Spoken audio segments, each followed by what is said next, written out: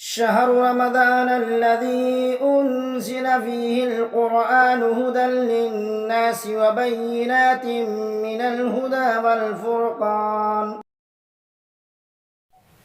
السلام علیکم ورحمۃ اللہ وبرکاتہ. الحمد للہ وحدہ والصلاة والسلام على من لا نبی بعدہ. اما بعد، اعوذ باللہ من الشیطان الرجیم. بسم اللہ الرحمن الرحیم. من عمل صالحا من ذکر او انثى وهو مؤمن فلنحيينه حیاتا طیبہ ولنجزینهم اجرهم باحسن ما كانوا يعملون. سورہ نحل آیت نمبر 97.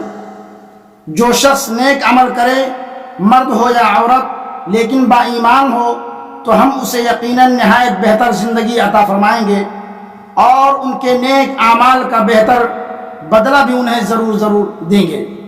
معزز سامعین کرام و ناظرین عظام، آج کی اس نشست میں میرا موضوع ہے نجات اخروی. نجات اخروی. اللہ رب العالمین نے فرمایا کہ نجات اخروی کے لیے اللہ تعالی نے ایمان اور عمل صالح کی شرط مقرر فرمائی ہے. نجات اخروی کے لیے ایمان اور عمل صالح کی شرط متعین ہے، مقرر ہے. ایمان اور عمل صالح کیا ہے؟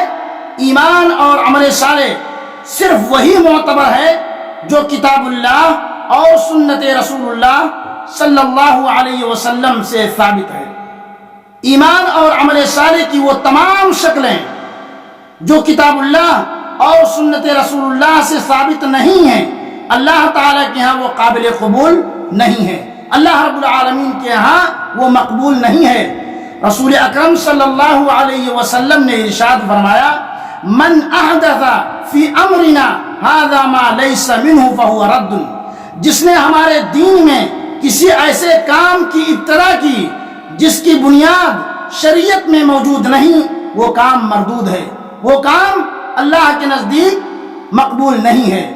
ہمارے معاشرے کا، میرے بھائیوں اور سامعین کرام، ہمارے معاشرے کا سب سے بڑا المیہ یہ ہے کہ عوام الناس کی کثیر تعداد محض کتاب و سنت کی تعلیمات سے لا علمی کی بنا پر ایسے ایمان اور اعمال پر کاربند ہے جن کا دار و مدار محض آبا و اجداد کی تقلید، معاشرے کے رسم و رواج، خاندانی روایات، علماء سو کی ایجاد کردہ بدعات اور غیر مسلموں سے مستعار لیے ہوئے تصورات پر ہے، جو قیامت کے دن فائدہ پہنچانے کے بجائے نقصان اور خسارے کا باعث بنیں گے.